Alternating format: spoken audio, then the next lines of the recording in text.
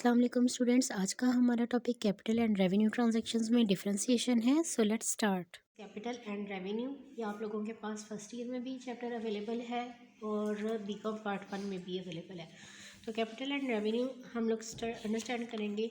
ये business transaction से relevant इसके दो एस्पेक्ट हैं, या हम कह सकते हैं नेचर आपके बिज़नेस की ट्रांजैक्शन की, या तो रेवेन्यू नेचर हो सकती है या फिर वो कैपिटल हो सकती है।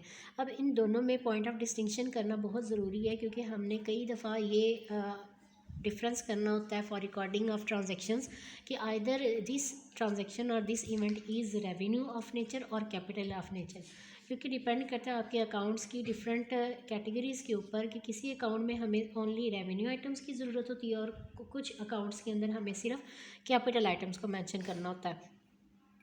अब हम पॉइंट ऑफ डिफरेंसेस इनमें देखेंगे कि रेवेन्यू नेचर की आइटम्स कैसे आप अंडरस्टैंड कर सकते हो, या कोई भी ट्रांजैक्शन अगर आपके सामने आती है तो आप कैसे जज कर सकते हो कि ये ट्रांजैक्शन आपकी रेवेन्यू नेचर की है या फिर कैपिटल नेचर की है।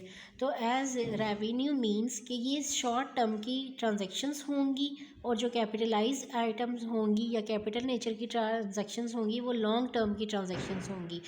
रेवेन्यू ट्रांजैक्शंस जो सी हैं वो आपकी बिज़नेस की रूटीन एक्टिविटीज़ हो सकती हैं, यानी कि इसमें आपकी रिसीट्स और पेमेंट्स दोनों आ सकती हैं। इसको अंडरस्टैंड करने से पहले कैपिटल एंड रेवेन्यू का जो पॉइंट ऑफ डिफरेंसेस है ना, कुछ वो हम लोग अंडरस्टैंड कर लेते हैं।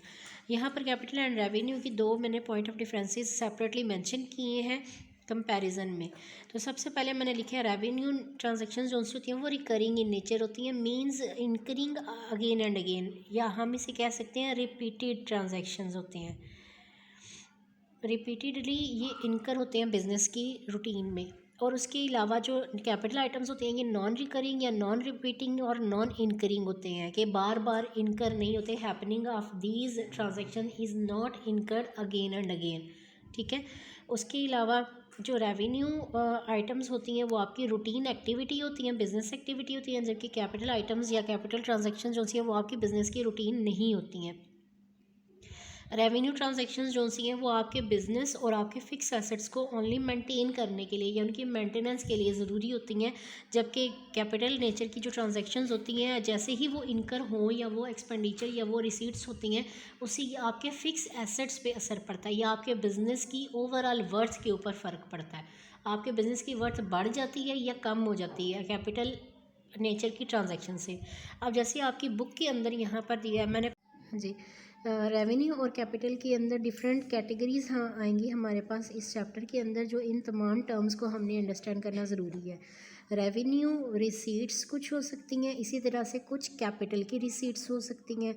रिसीट्स मींस इनफ्लोज, जितने भी आपके बिज़नेस में अमाउंट आ रही हैं फ्रॉम एनी एक्टिविटी। अगर आप अपनी बिज़नेस की रूटीन एक्टिविटी की बात करें, आप नॉर्मली चीज़ों को अगर सेल करते हो तो सेल से जो भी आपके पास इनकम आती है that will be your revenue receipt. लेकिन अगर आप अपने बिज़नेस का कोई फिक्स्ड एसेट सेल आउट करते हो तो उससे जितना भी इनफ्लो होगा उस इनफ्लो को आप बोलोगे कि हमारा कैपिटल रिसीट है। सेल ऑफ फिक्स एसेट से जो भी आपके पास कैश आएगा that will be your capital receipt. इसी तरीके से रेवेन्यू एक्सपेंडिचर्स कुछ होते हैं और कैपिटल एक्सपेंडिचर्स कुछ होते हैं। रेवेन्यू एक्सपेंडिचर वो तमाम एक्सपेंडिचर जैसे आप अपनी रूटीन एक्टिविटी की प्रोडक्ट को परचेज़ करने के लिए एग्रीमेंट करते हो। परचेजिंग, अगर आप कहते हो कि सेलेबल प्रोडक्ट मैं परचेज़ कर रही हूँ, जिस चीज़ का मेरा कारोबार है मैं उन्हें खरीदना, उन चीज़ों को ख़रीदना चाहती हूँ, और उस चीज़ को अगर मैं ख़रीदने जा रही हूँ और मैंने 1 लाख रुपीज़ की प्रोडक्ट्स का आर्डर दे दिया है, तो ये 1 लाख रुपीज़ मेरा कैपिटल ये रेवेन्यू एक्सपेंडिचर होगा, क्योंकि इससे मैंने आने वाले टाइम पीरियड में रेवेन्यू जनरेट करना है, अपनी सेल्स को इंक्रीज़ करवाना है। अभी इस एक्सपेंडिचर के अंदर से बात समटाइम्स ये भी होता है, अब टोटल एक्सपेंडिचर हमारा है 1 लाख का, लेकिन अगर मैं इसमें से अपने सप्लायर को for the time being payment कर देती हूँ ₹60,000, तो कैपिटल एक्सपेंडिचर में से मैंने जितनी पेमेंट कर दी है that will be my revenue payment. यहाँ पर आपके पास ये पेमेंट का कॉन्सेप्ट भी साथ ही क्लियर हो जाता है। इसी तरीके से अगर हम किसी फर्नीचर को या किसी फिक्स्ड एसेट को परचेज़ करने के लिए एग्रीमेंट करते हैं, फॉर एग्जांपल चलें मशीनरी की बात कर लेते हैं। मशीनरी की वर्थ आपके पास है 50 लाख रुपीज़। इस 50 लाख रुपीज़ का एग्रीमेंट आपने किया है for purchasing of a machinery from any supplier, तो ये टोटल आपका कैपिटल एक्सपेंडिचर होगा, ठीक है। लेकिन अगर आप इसमें से कुछ पेमेंट कर देते हो और कुछ पेमेंट के लिए प्रॉमिस कर देते हो कि I will pay you the some amount of money after some determinable future time period, तो जितनी आप पेमेंट करोगे, फॉर एग्जांपल मैं कहती हूँ इसमें से 30 लाख रुपीज़ हम पे कर देते हैं और बाकी के लिए प्रॉमिस कर लेते हैं, यानी कि उधार पे चीज़ खरीद लेते हैं, तो जितनी हम इसे में पेमेंट कर देंगे that will be over capital payment. ठीक है। उसके अलावा यहाँ पर जो नेक्स्ट टॉपिक आ रहा है प्रॉफिट। प्रॉफिट का मतलब है कि रेवेन्यू प्रॉफिट कौन सा है और कैपिटल प्रॉफिट कौन सा है, इसको अंडरस्टैंड करना है हमने। इसको भी विद एग्जांपल्स ही हम करेंगे कि अगर आपने कोई भी प्रोडक्ट खरीदी है, अपनी परचेजेस की हैं, जैसे मैंने यहाँ पर एग्जांपल दी थी 1 लाख रुपीज़ की आपने परचेजेस की हैं, आप समझो कि आपके पास आ गई हैं चीज़ें सारी की सारी 1 लाख रुपए की, लेकिन जब आप इन्हें सेल करोगे तो डेफिनेटली आप इसको जब सेल करोगे इसमें आप अपने प्रॉफिट के पोर्शन को ऐड अप करोगे, तो जितनी एक्स्ट्रा अमाउंट के ऊपर आप इसे सेल करोगे, हम एग्जांपल ले लेते हैं 1 लाख रुपए की चीज़ आप 1,20,000 में अगर सेल करते हो, तो ये जो ऊपर का 20,000 रुपीज़ होंगे this will be your revenue profit, या फिर आपके रूटीन का प्रॉफिट जिसे आप कह सकते हो, या एक्टिविटी के थ्रू जो जितनी भी अर्निंग आपकी होती है प्रॉफिट की। ठीक है, बिजनेस प्रॉफिट को आप रेवेन्यू प्रॉफिट भी कहते हो।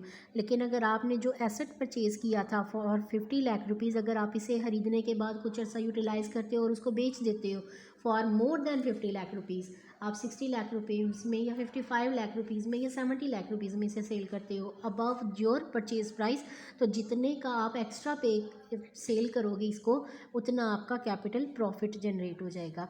इसी तरीके से लॉस की अगर बात कर लें तो लॉस जो आपका नॉर्मल रूटीन एक्टिविटी में बिज़नेस का जो लॉस होता है, आपकी चीज़ों को बेचने पे लॉस हो रहा है, यानी कि अगर आपने चीज़ 1 लाख रुपए की खरीद के आप उसको 90,000 या 98,000 रुपीज़ पे सेल आउट करते हो, तो जो 2,000 या 3,000 का रूटीन एक्टिविटी में आपको लॉस निकलेगा that will be your revenue loss.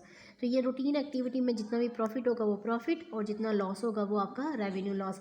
लेकिन अगर आपको बिजनेस के किसी एसेट के परचेज या सेल करने के ऊपर आपको लॉस होता है तो वो आपका फिर कैपिटल लॉस होगा।